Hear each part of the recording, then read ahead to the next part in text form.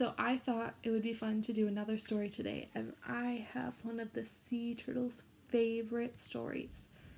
It's called Bear Snores On. But you know what? I need some help. There's parts in the book where we have to work together to say, and the bear snores on. Can you guys practice with me? And the bear snores on. Awesome. You guys are so ready for this. I'll let you know when it's your turn to say it, okay? So the bear snores on. This book was written by Karma Wilson, and the pictures were done by Jane Chapman. Ooh, what do you notice? Looks like it might be cold, it's snowing, it's winter. Are we in winter anymore? I don't think so. We're getting close to summer now. We're in spring. Oops.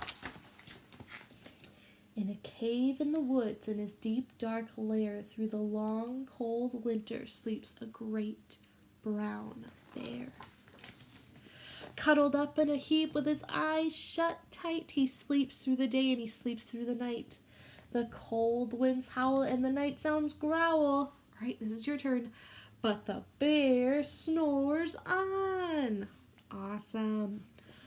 So what do you notice? The bear's sleeping when it's light outside. Do you guys remember what that's called? That's right. He's hibernating. A lot of mammals hibernate in the winter when it's too cold for them to find their food. In spring, he'll wake up. An itty-bitty mouse, pitter-pat, tiptoe, creep, crawls in the cave from the fluff, cold snow. Mouse squeaks, too damp, too dank, too dark, so he lights sweet twigs with a small, hot spark.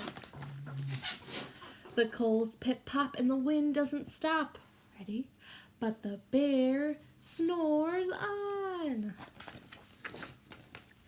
Two glowing eyes sneak peek in the den. Mouse cries, "Who's there?" And the hare pops in. What's another word for hare? A rabbit, that's right. "Oh, Mouse," says Hare, "long time no see." So they pop white corn and they brew black tea. Mouse sips wee slurps, Hare burps big burps.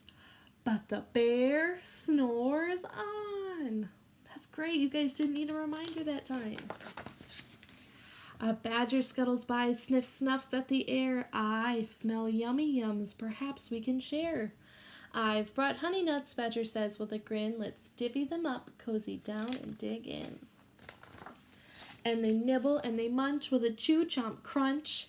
But the bear snores on. A gopher and a mole tunnel up through the floor, then a wren and a raven flutter in through the door. Mole mutters, "What a night, what a storm," twitters wren, and everybody clutters in the great bear's den. They tweet and they titter, they chat and they chitter, but the bear snores on. In a cave in the woods, a slumbering bear sleeps through the party in his very own lair. Hare stokes the fire, Mouse seasons the stew, then a small pepper flake makes the bear achoo. He blows and he sneezes and the whole crowd freezes. This one's a little different. And the bear wakes up. Bear gnarls and he snarls. Bear roars and he rumbles. Bear jumps and he stomps. Bear growls and he grumbles. Uh-oh, those other animals look like they might be kind of scared. What does the bear look like? Does he look like he's happy? Oh, you're right. He looks like he might be kind of angry. "You've sneaked into my lair and you've all had fun, but me, I was sleeping and I have had none." And he whimpers and he moans and he wails and he groans, and the bear blubbers on. Mouse squeaks, "Don't fret, don't fuss, look, see, we can pop more corn, we can brew more tea." Bear gulps, bear gobbles, he sighs with delight, then he spins tall tales through the blustery night. That means he tells stories with his friends while it's snowing outside. When the sun peeks up on a crisp, clear dawn, Bear can't sleep, but his friends snore on. So all of the friends stayed up so late that they ended up going to sleep in the morning. Those are pretty silly animals, aren't they? All right, my friends. Well, I hope to see you all soon. And in the meantime, stay safe, have fun at home, and make sure you're making thumbs up choices, okay? Bye.